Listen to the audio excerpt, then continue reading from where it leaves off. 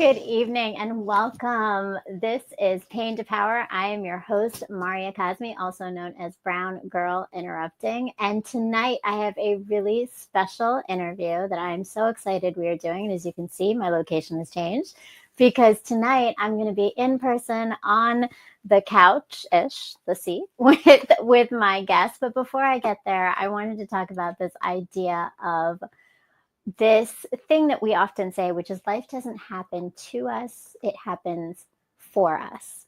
And I think that idea is so important because oftentimes when we're in the middle of spaces of pain and rejection, it's really hard to see the light and the lesson that's coming from those things.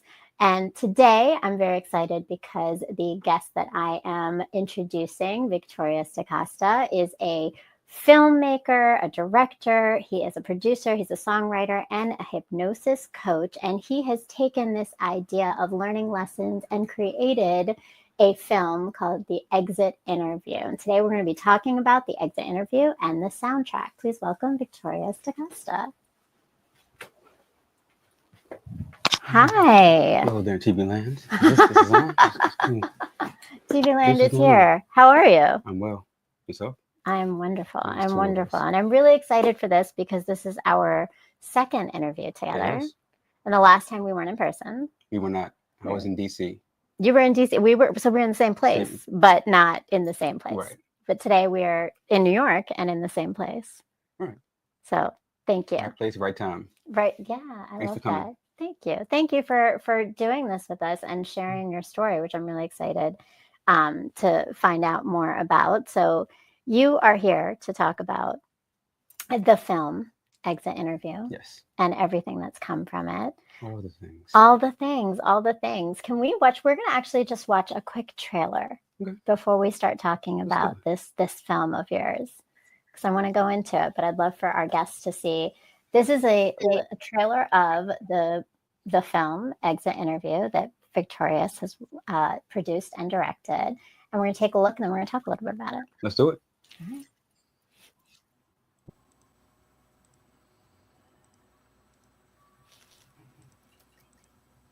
All this baggage in the luggage, it's not hard to notice. Packed so many moments. 2 weeks in a row. Thanks, man. Now we really gonna need a little more time. You and I haven't seen each other in 90 days. So who's the lucky lady? It's y'all! If one more person is fed those wings by your hands. You gonna break up with me again? Oh, wait, you dumped him? What is that supposed to mean? Oh my God. Your husband cheats on you and you take it out on the next sister? Whose man's is this? Why do you always bring it up? Cause I just feel like he came between us.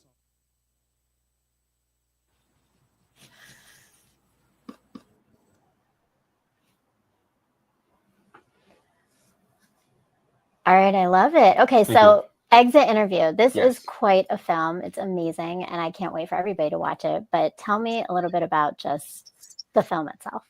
Exit Interview. I wrote Exit Interview in 2015 or so. I had a challenge to make a film that was just in one location, which would be not too expensive. That's what I thought. Ended up being a lot more than I thought it was going to be. And it's based upon a real life experience. There was one day I had a date with, or a catch up with someone who I dated a while ago. We said we'll get up and let's talk a little bit, see how we are, but nothing, like no real romance in the backdrop. Just, it's been a while. How are you? You want to get a bite? And I went there thinking that I wanted to show this person how much I, not changed, but how much I just wasn't tripping on it. Like, I just like, I'm gonna be ultra cool. I think they say now nonchalant. I'm just gonna just be the cool guy and maybe even rude. I was down to be rude as well. All right, to make my point. Because she had actually stood me up previously. And so wisdom would say, well, just don't go. But I said, I'm gonna go, but I'm gonna be a jerk. So I was jerk for about a good 2 minutes.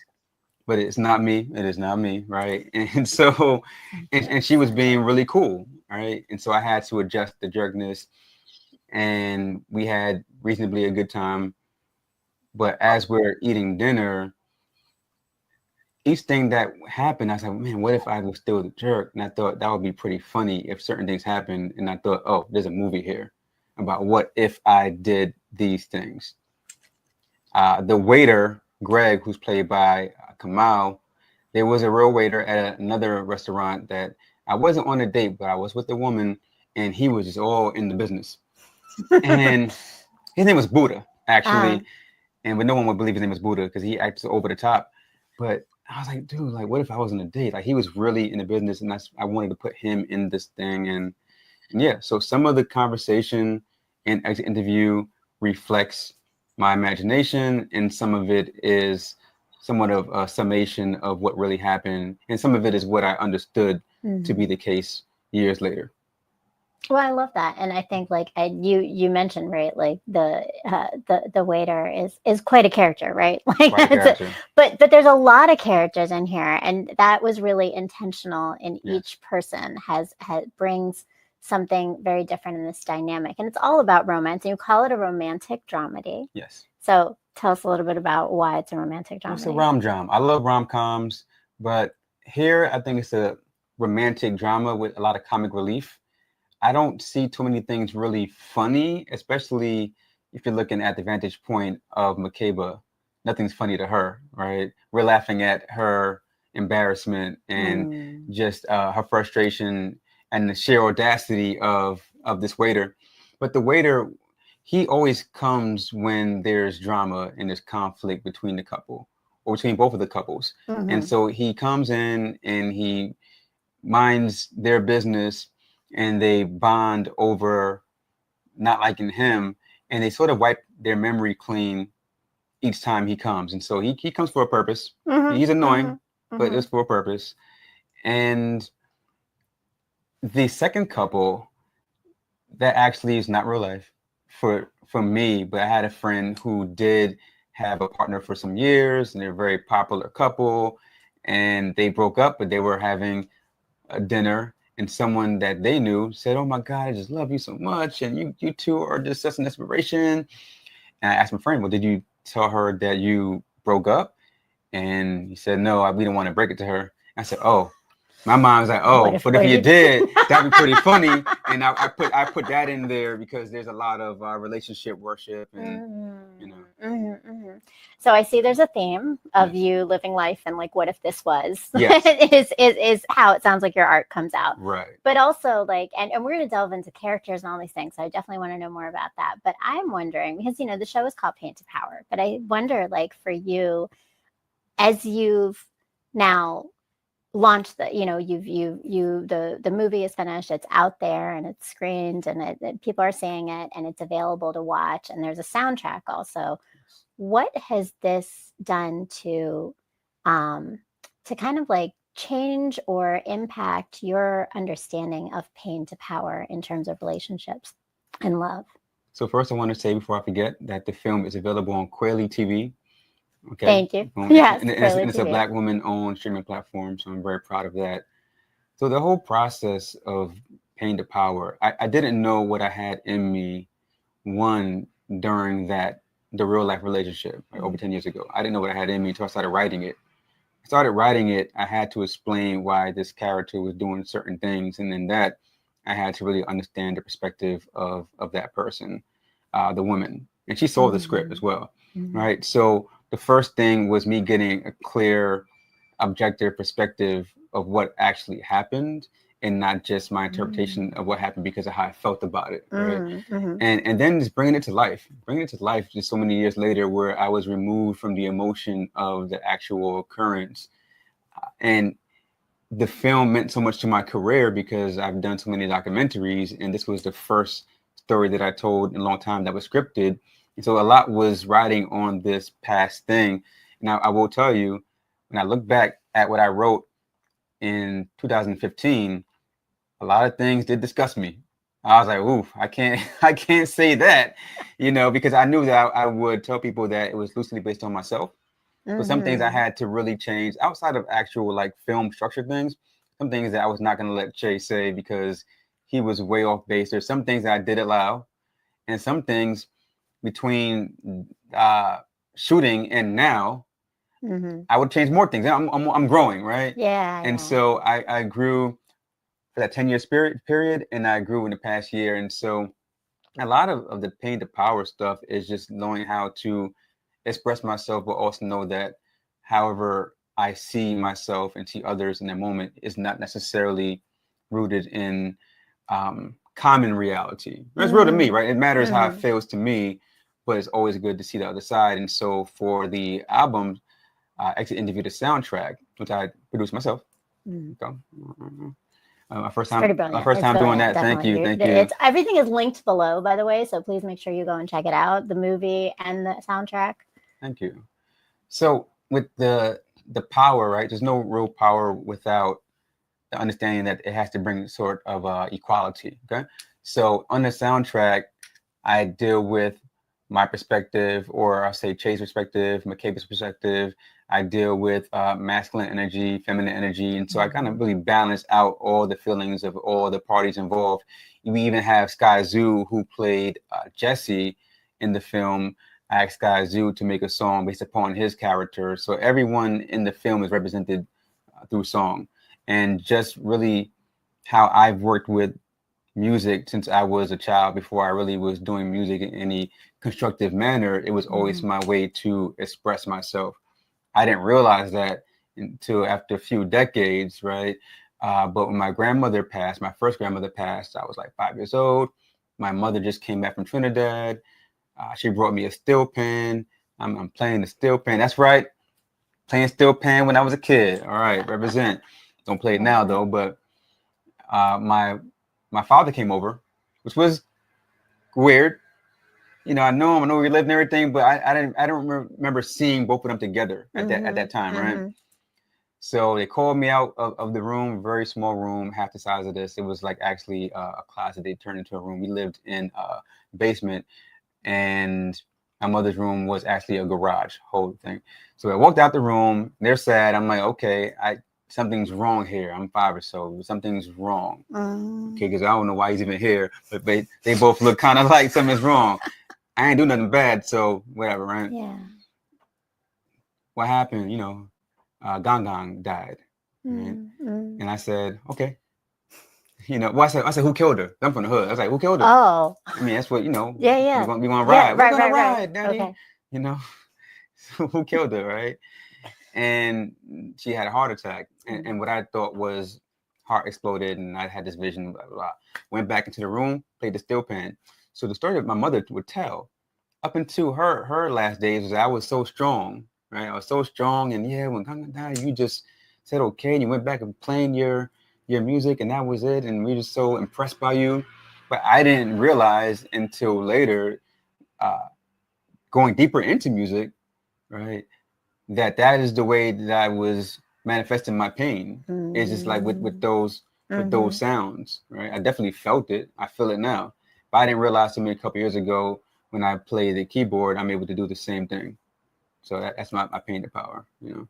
But that's getting it impressive. Out, you know? Yeah, it's getting out. But I think it's also your awareness of self to recognize that that's what's happening, right? That's what you need to do. And I think, you know, whether it's death, whether it's romantic relationships, I think there's this this almost disassociation you have to have with the experience and your own emotion, right? And so you definitely did that with this film. It sounds like is that you experienced something, but you had to disconnect a little bit to now create it into your art while still staying connected. I didn't disconnect. Okay. It's in there. Give me the semantics on that. So how would you? Semantics, because I'm still. Again, that's why I said someone was riding on this thing, right? And I also was beholden to a real life person, right? Not the McCabe character, right? Even when I did it, I showed her, hey, this is the film, this is the thing.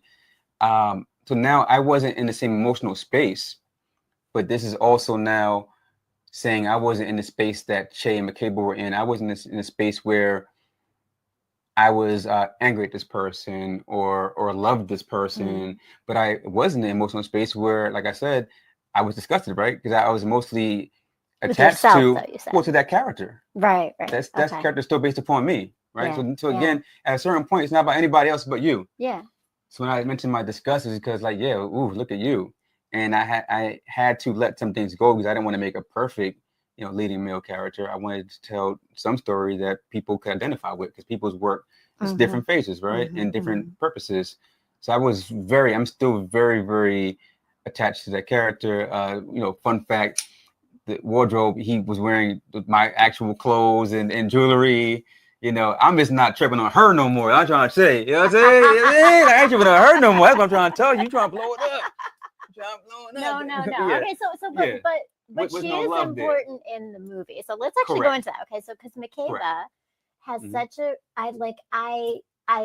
I loved her to some Yes, she's great. No, she's amazing. She's amazing, Thank you. and the actress definitely for certain, right? But I think Simone even Ayres, just her, Simone Ayres for certain. But I definitely like this. I think this complexity of dynamic. So in the film, you say, and you always have led with this, is that she's the hero of the film, right? Yeah. But as the characters of the film are perceiving her, she's not considered the hero, right? She's kind of almost like, I wouldn't say the villain, but like the one that everyone is like, well, you're in the wrong and he's in the right? So how did you create this balance in wanting your audience to see her as the hero?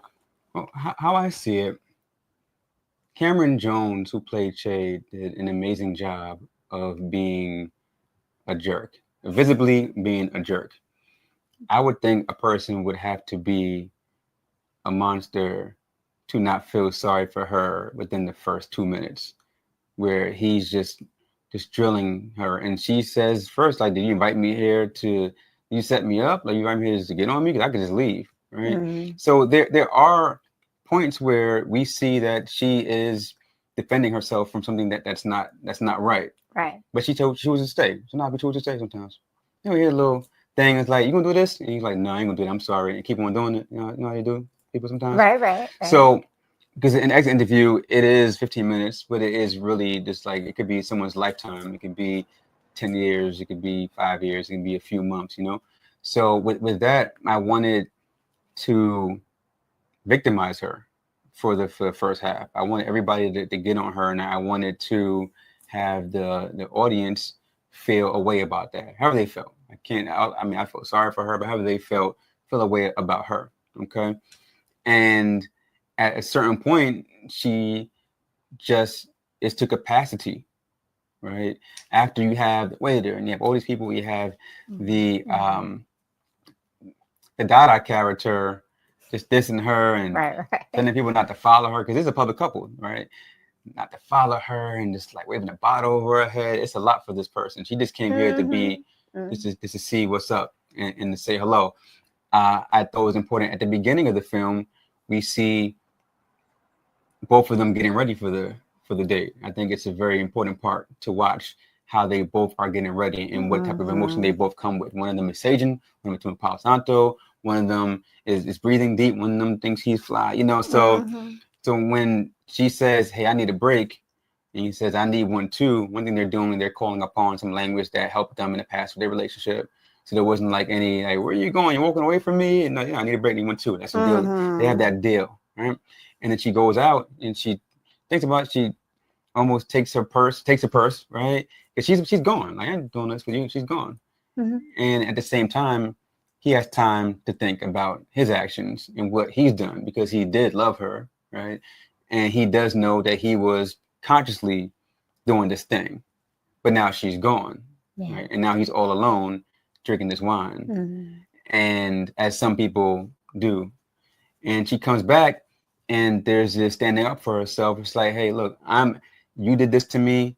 I'm not here for that, right? And so there's an arc there. There's a journey where she speaks up for herself, and she just says that, hey, look, if you don't manage yourself, then whatever you think that you're getting from me, you're not gonna get anymore. And then he had enough time, and he apologized, and they had a good old time, and that was it. And then the story keeps going. But so I appreciate it, because I'll be honest, I think like it was so real of how sometimes women are perceived, especially independent women who are strong-minded, women who have endured a lot of things, and then then there's a breaking point, right? So I love that you did that and that you created her like that.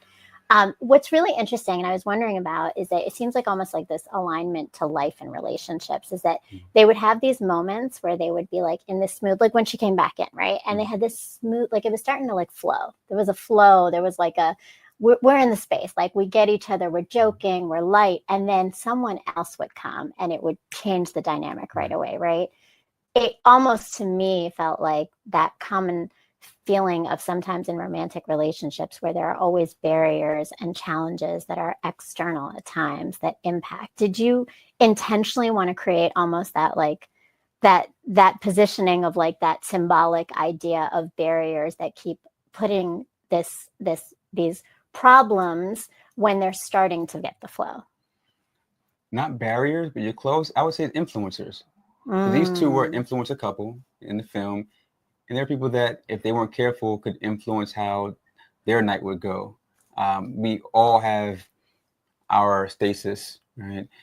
We all have our, let's say in comedy, you have the straight person where they're just like serious and doing what we would call normal things, whatever normal means. And you have these oddball characters that come and interrupt what's going on. And it's all about, well, how do our main couple, our main characters, how do they respond to what's going on? And therein is the comedy, kind of like that push and pull. So yeah, I would say yes, there was an intention for me to put all these people around them to see how they would respond. Yeah. And that realness comes out, right? Because I think that's where you see, right, where his concerns of the things that he didn't stand up for her, right? Like that was her first feeling, is that he didn't stand up for her, he didn't speak up for her, and she is getting more and more triggered by all these things, right? Of all these connections of, you know, being assumed to be another woman first, right? And then people making comments like that was like, I have to say, like, Victorious, I love like how your timing of everything was perfect. Like it was like, it would be a flow and then it would be this kind of like, whoa, what happened just now, right? And it just shifted the whole dynamic of the energy in the film, right? And in 15 minutes, you go through these huge ups and downs as a viewer, that really in 15 minutes was impressive. Thank you. I have to say, right? Like that was cool. The actors did their thing. The crew did their thing. Yes. I'm just shout out to everyone. And it was a brilliantly done film in that way. But you started to talk about this idea of closure, and I think you know, in talking again about pain to power and the idea of relationships and closure, and this is called Exit Interview. What is your perspective, or I'm first asking you, what is your perspective as a filmmaker in this film in terms of this idea of closure and how it was to be captured in this? But what's also your personal idea, like, and perspective that came into your understanding of what you believe closure is meant to be? In my synopsis for the film, the word closure is preceded by the word myth. So I say that they come together and they search for the myth that we call closure. So obviously, yes, you can get closure, right? They give me so many different things. For me, it meant in the context of having to get it from someone else, right? You think, okay, well, they haven't done the thing, you haven't heard the thing, and so maybe now they'll do the thing, or they'll say the thing. I used to work in management, and I had a lot of exit interviews, and where all right, there's no stakes. Right, you're fired or you quit. And if you and first of all, like if you're fired or quit, then you're just really hoping they're gonna come with some honesty. But you're hoping that it's like, okay, I'm not here anymore. What? Oh yeah, okay. Well, the fax machine was always trash, and whatever it is, and you're you kind of like that, because now there's no holds barred, because I'm not even here anymore. Right? There's no cost. Yeah. One would hope, but sometimes with relationships, people always have a little bit of hope. People sometimes hope that you still might care, or things like that. So with that, it's like closure from the person. It doesn't make sense. Now in the film, she got the apology that she wanted. Got an apology. He didn't want to give a lot, but then she took an apology from other things, and he said deal, whatever. But I think that when we separate from people, it's for a reason. And sometimes we can't expect if let's say we're doing our work or we're on our journey and we're reflecting upon ourselves, all the cliche things, we can't really expect for that person to be doing the same. Right? That person might just be hurt about what happened, or that person might just be on to the next one, or or and just we don't have or any just control selfish. over it, right? Right. Nor should we have control over Right. it. Right. Because if I'm not sound in my decision, then I shouldn't make the decision. I should maybe just chill or seek different kind of advice. Because if I close the door, I close the door because I know what's happening. And sometimes we want to, hey, do I know what was happening? Like, is that what was happening? Did you do that? Or what was it? What was it about me? And it's like, what do people really want from this closure thing? So I would hope that people would be able to be at peace with themselves and not necessarily think that the fact-finding mission or the desire for that person to be magically on this different level, because maybe you can love them again. I don't know. Right. Oh yeah, all the things. He was saying all the things. And I believe that when I wrote an interview, I mean, I gotta think back a long time, but I might have been on that. I don't remember, but there's an argument can be made that I wrote that. I didn't want her to see it. I there's some things that only we know. It's in there. I ain't gonna tell you, but we know, right? Hey, this is what I did right after the thing ended, and she liked it. And so yeah, for me, that I wanted to let her know that I understood, trying to give her whatever she didn't even ask for. Yeah. So closure, smosure, get if you want, but it can't. I feel you just can't. Okay, no. I think that makes sense though, because it's this self-understanding, right? Like you can't ask for it from someone else. And the definition of it, like when I was looking it up, thinking about this, right, is a sense of peace to move forward and find resolution. But that's something that you have to do internally, right? That sense of peace, you mentioned it, right? But it's your peace. It's not someone else's peace, and no one else can give you peace. Whether it's in closure, whether it's in just healing from different things in life, right? That's the key. Our chat is blowing up, so we're gonna have to chat and see. Yeah, it is. I see it. Look, see, Ravi Cooper, welcome. Ravi says closure does help us to be able to move on. Yes, but that's internally, right? And No Holdbacks TV, Tasha, welcome, says, yep, there's no holdbacks TV. I love it. Yep, closure is a luxury. Logic and Friends. Yeah, it is. That's true, right? That's a good one. That's a really good one. And thank you. Welcome, Cactus. Shout outs to Victory. AMS, hashtag peace cactus. AMS life, peace, yes. And Robbie Cooper says, yes, exactly. I love it. So I'm gonna get a person who closed the door to keys. Like, you close the door, the keys, throw the keys up. What? No. Well, and they don't have the key though, but they don't have the key. Exactly. You have the key. Keys for. Yeah. I need to move on to the next relationship. You happy with that? But so I think what you bring up though, and this is the complexity of relationships, is that like there's so many things that we think are supposed to happen that we've convinced ourselves that leave us sitting in these places of pain romantically sometimes, right? Like in relationships, because we're not looking internally, we're always looking externally. And that definitely is I mean, it's a detriment to ourselves, right? Yes. So going back to this healing and pain to power and thinking about that, but with the film, you have the amazing soundtrack. Thank you.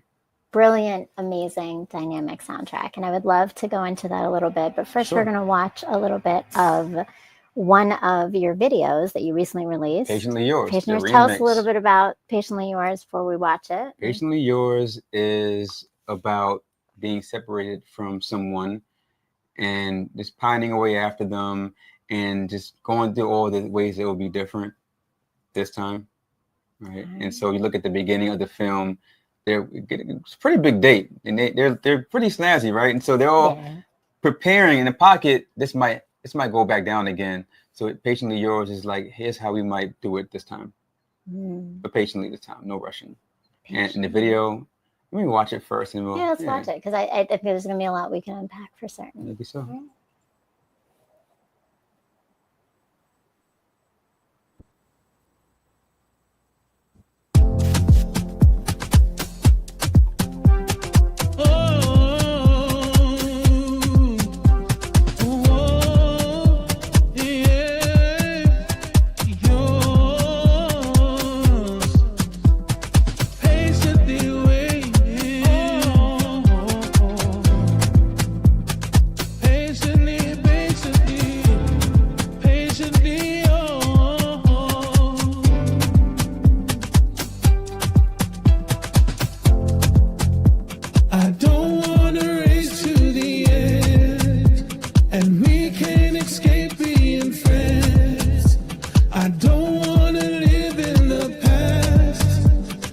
just want this feeling too. I don't wanna modify speed, and don't wanna die with my creed. Don't wanna try folding time.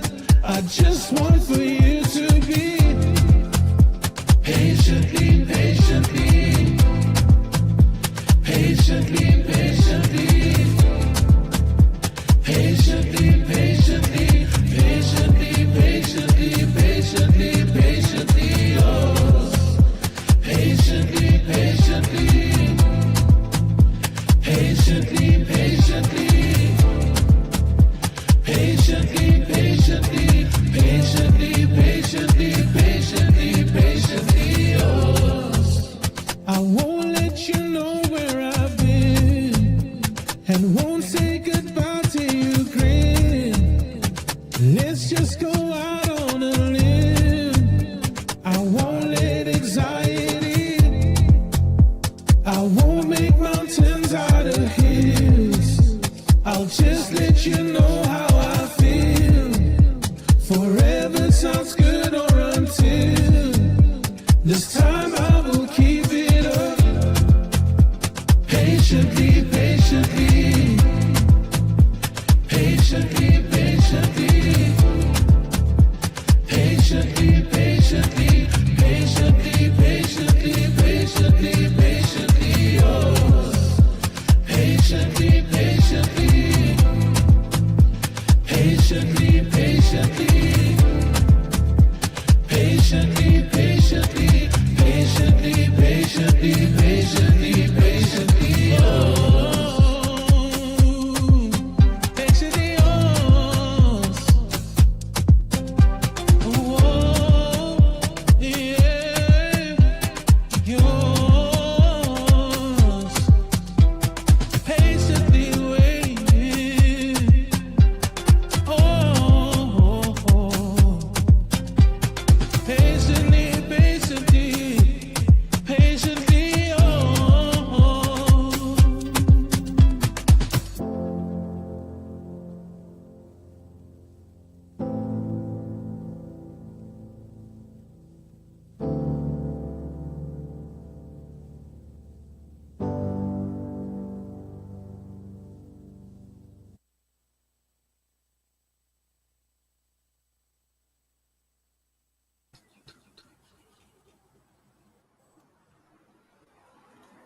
Wow. That's well done. I mean, you. beautiful and so many layers. So Thank this you. has a lot to it. It's a lot in there. Let's start with there's a myth to the location itself. Talk me about like the location, the beach itself, and the story behind that. So the video, what happened 100 years ago, 200 years ago. So they say there was a couple, a man and a woman, on that same beach, and there was an accident, and the woman, she got pulled away by the current, and she drowned. He went in after her, but he suffered the same fate. He couldn't save her. And legend says she turned into a mermaid. Right? Mm. And so what they said is that anyone that goes to that beach, any couple, they are possessed by the energy of that original couple. So the couple that you see on the beach with the locks and the afro, and sometimes a person might think they knew someone before, or we just can't explain why we're so close, whatever it is. And they find that they are inhabited by some energy they don't understand. And so you see throughout there's a little of that going on between the mermaid and the person underneath the water trying to. So it's a painful experience you're having. It's like an angst, right? Sometimes those butterflies can feel good and they feel bad and they feel good. Even though it feels bad, it's good because you know it's good. And it's bad, you know, it's bad. But it's the same feeling, though. It's the same feeling, same butterflies. They ain't doing nothing special. And so you have the younger couple doing the dance. Modern times, there is like many times with mythological or cultural or religious things from the past, there's dances that are demonstrative of that thing. And so if you look at it, you see the dances sometimes mimic the movement of the couple on the beach. If you want to watch it, watch it again at home, y'all. They're doing the same movement, and so they're telling the story of what happened from the first passing of the couple to the fact that you go to this place and this happens. They're telling that whole story. That's what it is. That's beautiful. That's beautiful. And the way it's captured is like just all the layers and the visuals. It's great. Amazing. So the song itself, which you wrote, Patiently Yours. There's a lot of lines in there. There's a lot of lines to unpack. I think for me, the one that kept resonating is I don't want to race to the end. That's like the first line. Yeah. Yeah. It's about taking time. It's about taking your time. About not necessarily, you can see the finish line. You can be intentional. We should all be intentional about why we're spending our time and our energy, but you don't have to race to get there just because you want to be there or you feel like it might be there, or maybe you owe the person to take that journey with them, or vice versa. Yeah, I don't want to race to the end.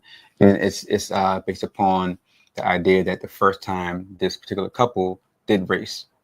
And so again, it's like this time, I'm not going to race. Yeah. Be patient. Yeah, be patient this time. Right. So, and now you and I have been talking about just off camera, right? Yes. This idea of a lot of songs give you toxic and damaging relationship advice to some extent, right? Yes. Tell me how Patiently Yours is a healthy love in your mind. In my mind, Patiently Yours it's really from the vantage point of someone who now understands what they did. There's a whole lot of I and me in that song. What I won't do, what I will do, what I won't do. There's no you. There's no baby, will you this time, or baby, will you love me? Will you know my worth? Have you talked about the song, right? Yeah. There's like, I don't want to waste the time. I won't tell you where I've been. I don't want to die with my greed. So it's a lot of I statements. I think really when we talk about past relationships, this is what I do. I don't really have time to be like talking down about anybody. I don't care what they did. It's gonna be me. Like if anyone exes around town talking pure rubbish about me, that's fine. I'm not. That's not what I'm doing. And everybody knows that. I ain't gonna do that. Exes, former friends, whatever. I don't feel the need to. It's all about me. Right? What did I learn from this particular thing? That tells me about why did I go through it, and also why did I feel so bad when I went through it, and why does it keep on happening. So at this point, like the film, when she walked out and got her own closure by herself and came back in, hey, I can play now because now I'm not putting all this on the external person. It's not all on you anymore. And here's how I'm going to show up for you. And it's not even like a will you, right? If I do this, will you do this? It's no negotiation there. It's just, hey, and I'll wait. I'll wait patiently yours. And so that's what that. But there's ownership, right? There's a lot of that like internal like self-awareness, like this is me, this is what I've done. But yet at the same time, and I think this is what I walked away feeling watching the film and listening to the song itself is, but yet I still hold love for you. Like I still hold love for you, even though I know I've made errors, and I still hold love for you, even though I know you've hurt me, right? Like there's just this, again, I think going back to like that idea of the couples, energy coming into the couple on the beach, right? There's that some connections are just stronger beyond the challenges, right? And let me say, love is not conditional, right? And so if it was love, then it is love. Might not be the same expression, but there's no conditions on the love, or else everybody was either foolish or lying, about the thing. Yeah. And love also is the highest level of understanding, right? And under understanding, it's compassion, it's empathy, but it's also seeing things for what they are, not what they appear to be. And so there's no room for anything but understanding when it comes to love, even if the relationship is over, and that helps, at least it helps me turn pain into power, that understanding. I love that, and I think it goes back to the idea that we opened up with is this idea is that life is happening for us, right? What is that lesson that we're taking out from love, even, right? Even if it's just learning about your own self in how you love and maybe how you don't need to love and how, right? Like all those things. But the soundtrack is very purposeful and intentional, and also a very personal connection for you. Tell us about just the arc of the soundtrack and like how it tells the story for you about love. So the soundtrack, there are 10 songs on it. And again, I want to shout out just who's on the soundtrack. Please do. There's So a lot of brilliant artists. Right. Starting with our leading lady, Simone Ayers. She has a couple of songs on there. You have Sky Zoo played Jesse. He has a song on there. And then you have rapper Pooh from legendary group Little Brother has a song there. Brother named Nathan Blur from South Africa has a couple songs. And then Kamal, who was the first song and the opening theme, he is Greg the Waiter. He has Danger, right? And Danger is successful and happy about that. And the arc of the project, it just goes from both perspectives, right? Masculine and feminine, Makeba, Che, Jesse, Dada. And it goes from wondering if something's going on in a relationship, wondering if you feel what you think you feel as far as a decay. Is there a problem here? Sometimes people just think, am I delusional in either direction here? So it goes to that, and then it goes to, okay, well, I guess this is over, and I'll still hold, I'll still break for you, right? And then it goes into acceptance, right? Acceptance, and I think the song that Simone did, This Might Be My Cry, I think that right there is a powerful song. It's not wasting any tears. Oh, excuse me. I would say, I was going to strike that whole thing about tears.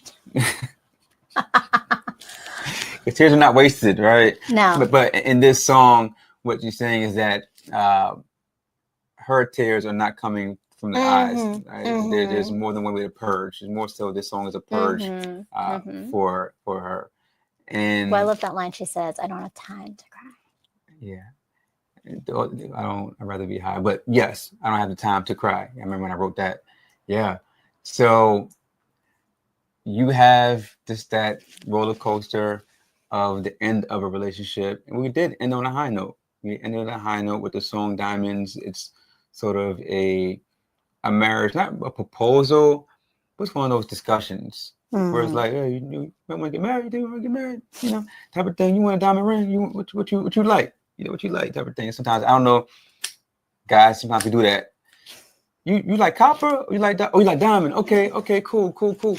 Right. And that sonically is on a different note than a lot of the songs, because I wanted people not to walk away feeling sad. People have told me they have cried, especially Break For You. People cried Break For You. So I had to go and do like a progressive house remix so people could dance to it, instead. Yeah, that's true. You have a good mix of some remix in there too. People. That album has resonated with me in so many deep levels. Like, definitely. And we can put it out. Thank you. We have some songs out now, but well, the ones that are out there, I mean, those are a starting point definitely for some powerful music to listen to. So again, links are all below. Please make sure you go check them out, and you are watching, and for all the rest of them to be released soon as well. Okay.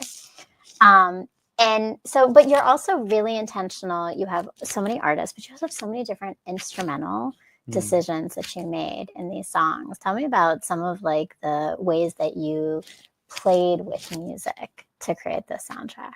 Okay.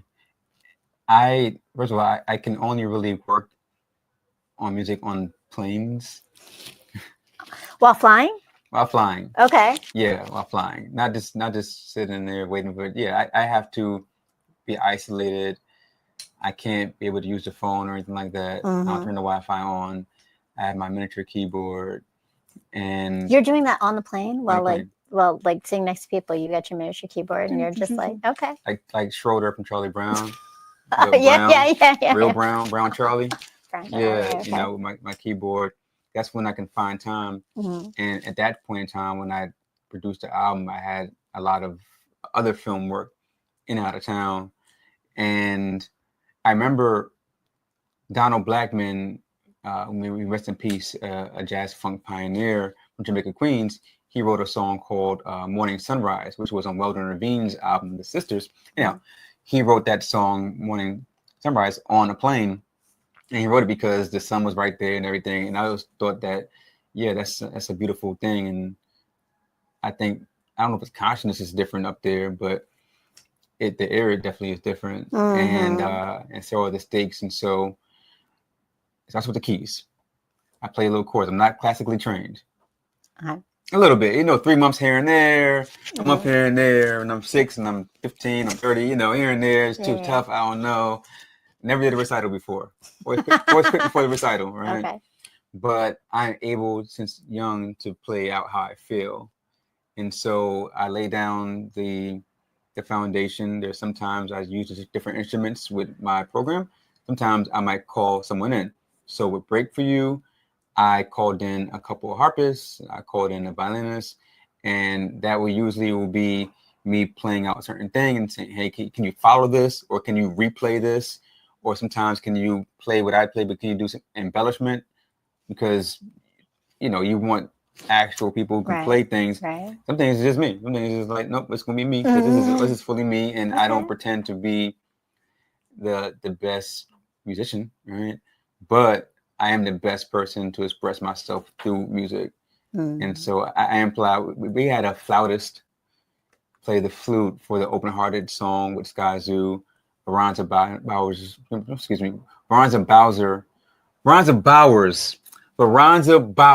Jr. Get it right, please. Yes. Okay. Former and freed political prisoner, Black Panther. He played the flute for us on that song. They did an outro. Brother, he was injured with a battle with law enforcement, and he doesn't even have all of his fingers, right? But he plays the flute, and he played it beautifully. You can rock out to that. Veronza Bowers Jr. I smoked it the 5th time, right? I got that. You did. You got it. But yes, flutes and everything, but mostly keyboards, drum patterns by me, and I wrote most of the songs. Yeah. It's beautiful. I mean, I think when you listen to it and you hear each song just gives you such a different feeling and energy, and the instrumental, all the pieces of it, right? So it comes together wonderfully. Thank you. And you talked about a little bit. I'm a note writer. I think I'm a pen about everything always. But you talked about this music being the way that you're expressing yourself, but music particularly is something that's been more personal to you, in our conversation, right, than filmmaking. So tell me about that difference of what it does for you in your healing to create music versus what it does for you in your healing to write films. Yeah, I never wrote to films to heal anything. I did back when I was a lot younger. I'd write poetry or raps, what they call rap music, to express myself. And I had a group, my brother Unique and I, it was called Cold War, and we would just some really dark, depressing things just to get it out, just to say it. And it was like how efficiently could we express our depression. That was the whole thing. And I don't mean clinical depression. I know people that deal with that, but whatever, we were down in the dumps and had a lot of trauma going on, and we would hone our skills in how to express it, right? But for film, it never really was about that. I think with the music, it was about that. When I started learning that I can actually play music and I could make songs, then it became important to me to do really one thing I didn't mention. My mother bought me my first sampler. It was $4.95 from Sam Ash. I was in high school. It was small, a Roland MS1, and I would bring it to school and I would make beats at school. And I had these really lofty goals in music. I wanted to, not lofty, I wanted to be an A&R. That's not lofty at all. But I always thought I was a good judge of music and who would blow up and who wouldn't blow up. And when Fat Joe blew up, I said, oh yeah, I'm good. This was 92. Anyway, so with that, I stopped doing music. I used to DJ. Since I was a kid, I was DJing. I stopped when my father died. I stopped DJing and got into film. And my mother and I had a discussion where she called out, like, yeah, you didn't do anything with the music. Like, she didn't say this, but she was like, wasted talent. Like, you nothing. You do nothing with the music. And this wasn't a convo where I was telling her that I will be okay. And look, we're in Hollywood right now. Literally, we're in Hollywood. We're about to watch my film. I'll be fine.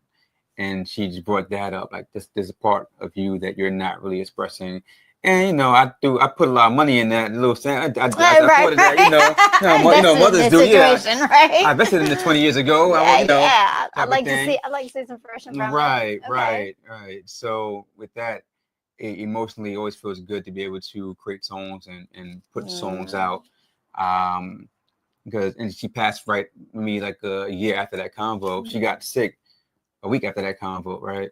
And so it was, I told her her lifeless body that next thing I do would be amazing. And I felt like with this music, I'm accomplishing that, right? Something that she wasn't able to see. And besides that, sometimes, I go on the keyboard and I'll just play what I feel. But I think as an artist, it's also important for me that I learned how to play different things and write different things that I'm not feeling that way, right? And how I can play sometimes the good things, right? Even if I'm feeling down, I can play the good things. Or I don't want to feel down anymore. I gotta still be able to create, right? So the pain, the power, I don't look back at that, right? Exit Interview was a purge for me, whether it be the film or the soundtrack. There are songs I look at, I'm like, wow, that was a really good line, but I'm not there. I think Che was there, McCable was there, maybe me from whatever year was there.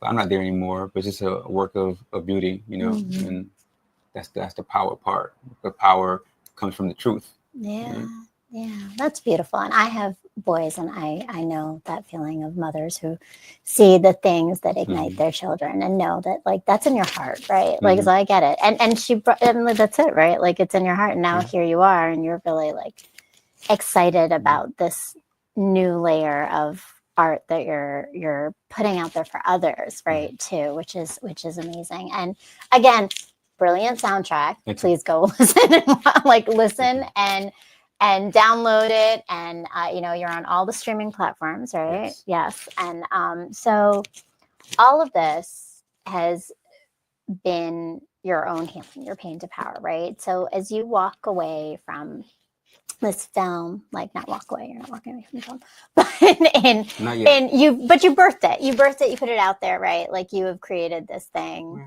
And birth, maybe I use that word. Maybe you can't use that. I can birth things. You can birth things. You birth things. I just can't birth children. You can't birth children, but you birth the film, right, and the soundtrack. But in it, you always learn things about yourself, right? What are some lessons that you think you've taken away about your approach, your role, or your way of being in relationships that you've learned since the start of that moment in the real exit interview, like your actual exit interview conversation? What I've learned since about yourself? A couple years. Yeah, I'm learning about myself. Gosh, it's. I'm trying to answer in present tense because it's just tough. Learn about that person. Learn about that. Who I was. No, the now, but the now. Okay. Because that informed the now, myself. right? You don't learn anything? I learned who I was then. I can talk about who I learned then. But now it's just like I'm learning every day something. It's how I respond to the stimuli. I don't think about myself in terms of relationships or romance. So it's kind of difficult for me to answer that. I think before it was kind of all about that. It was there are times where I was serial monogamous, right? There were times where I was polyamorous. There were times where my identity was based upon who I was feeling in love, right? Or I was able to offer someone who wasn't even there sometimes. But now it's difficult for me to say what I learned about myself in terms of relationships, because I think where I brought myself to is that it's all about me, loving me. And if someone wants to come knock on the door, that's fine. But what I learned what not to do, who not to be. But yeah, I just don't compute that. I'm sorry. I answer all other questions though. I don't compute. But I think you answered it in a way of like the approaches that you learned that it is about you, right? Like, and I think that's a shift in and of itself. That's a learning, right? That's a different approach now to relationships in that it's almost that it sounds like the relationship is not with the other person, it's with yourself. Right. Me in New York, everybody. Can't say what We're part. solidly in New You know York. what I will say is that I say what I learned about life, right, and relationships. Yeah. You know, just you can't force your value on people. If you think you're not valued, check yourself first and make sure you're not seeing it incorrectly. If you're not, you got to get out of there. You know, I learned to be very patient with myself, patient with others, but none of that defines me. You know, I'm just me, right? One of the things that I'm talking about is really defining me. So what is most important about you to you? My honesty. Mm-hmm. My honesty. Yeah, that's important.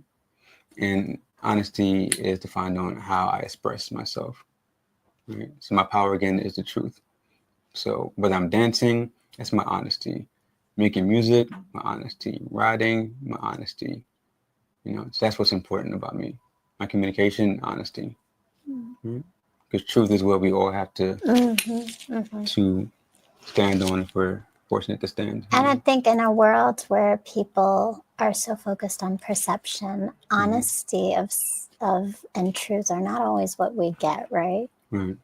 Externally, whether it's people like doing like, you know, plastic surgery or whatever, right? Like, you know, covering things up in honesty or not coming with your full self, right? That's the idea that people bring their representative, right? Well, you know, hey, look, I learned again, patiently yours, right? I'm not going to not get the full self. You want the full self because you cute? Was I really like? No, you want the full self. You get a real self. You get a real part of you, right? Real self. But real self is still not everybody's game either. Right. But just, you know, like representative for me means like I'm pretending. People out here pretending. They're like, yeah, I cook or whatever it is, you know. So if myself is all those things, every cover is a part of me. I used to like, hey, the books are yours. Just love me. You gonna love me, right? No, you gonna think about it. You gonna okay? But now it's like, all right, well, what are you doing? Okay, I think this is right. And so I'm not able to diagnose the situation honestly, not coming from a place of lack, and I can share parts of myself that person I feel like they've earned or they deserved from me. And I'm not gonna rush, right? I respect my boundaries. I'm not gonna rush anything. And if it's supposed to be, then it will be because we are both working towards it. But I'm no longer giving people things that they don't deserve. No one ever gave me nothing. Please say that louder. I'm no longer giving things to people they don't deserve. Yeah. And I'm not gonna take. And those of y'all who take, I'm not gonna take anything that I ain't right because it goes both ways. Don't be taking anything. Because time has not been good to any of my enemies, so just knock it off. You know? Yeah. That's awesome. Thank you so much. Like, this has been such a great conversation. And, you know, I mean, as we close out, you know, as people are going to go watch your film and listen to the soundtrack, what are you hoping they walk away with? I'm hoping that, to be honest, that, wow, Victorious is really talented. Honestly, I ain't gonna hold you there, you know, love yourself. I mean, I say all that, but I really just want you to walk away with knowing that experiencing my art might help you get by with some things or help you with some perspective, help you laugh, help you cry. I just want to be a source for people to be able to emote and to understand, right? No hold back. Yes. That's why I be holding back certain parts. Yeah, love yourself. Can't love others. Love if you me. Don't love yourself. Love me. For sure. Yeah. Wow, a hypnosis coach. I got questions. Well, so we talked about hypnosis in our last interview. Go back to episode 1. Season 1. Season 1. I don't know what episode number, but it's season 1. Go back to season 1. You'll see Victorious there. And yes, you can find out all about. Can they follow me on Instagram? Oh, can they? No, they can't follow you. No, yes, they can. I have a whole different page for hypnosis. It's Hypnosis Life. Okay. On Instagram. All right. Okay. Hypnosis Life. All right, we'll put it in the chat too, yeah, Hypnosis please. Life, because I mean, look, I told y'all there's a lot of layers to Victorious. So he's a brilliant filmmaker. You're going to walk away from everything seeing how brilliant an artist he is and the passion and truth that he comes with. And yes, follow him for many more things. Go back and watch the episode from season 1 because you'll learn a little bit more about the layers and the other films that he's written. 3 years ago, that's not even gonna be me. I mean, that was me, but that ain't me. I don't know. I don't know what. But that I wasn't said. me either, you know. But that's the Yeah, funny that's thing, how it right? goes. Like 3 years is a lot of evolution. But it was true. Whatever it was true. And that was the truth of the time, right? But you know, in 3 years when you come back, we have another show, and you know, in person in DC, it'll be you know a different evolution, right? Talk to my agent about that. But yeah, I'll talk to your agent. Yeah. I'll schedule an appointment. And Noah Buck says, I will follow that page. I want to know. Yes. And thank you so much to all that tuned in, that are watching us now in the rebroadcast. Please make sure that you follow Victorious. You follow me, Brown Girl Interrupting. You are subscribed to the YouTube channel, and check us out on the Roku TV if you go to the I Rant channel, and there is BGI channel, and you can see old episodes of Pain to Power as well. And you'll see Victorious on there, I think, from episode 1, right? So you can check them out 24 hours. You keep saying that same episode. It's episode 1. It's not episode 1. Do I keep saying that? It's season 1. 1. It's season 1 is not Just episode watch the 1. whole. Just watch all 5 seasons. Just binge watch it. all 5 Y'all seasons. binge Netflix. Thank You binge. You could tell Paradise? us what should we binge. do? Binge Pain to Power. That's Binge what you it. should do. Thank you. And thank you to everyone in the chat, for the iRant family that always pulls up, and to, of course, my amazing producer and good friend of Victorious as well, is Ja Logic. Peace. Mr. M, peace to him, and to just everyone. Have an amazing night, and keep remembering that life is happening for you, and everything is a lesson that we can heal and learn from. Thanks again, Victorious. Thank you. Peace. Peace.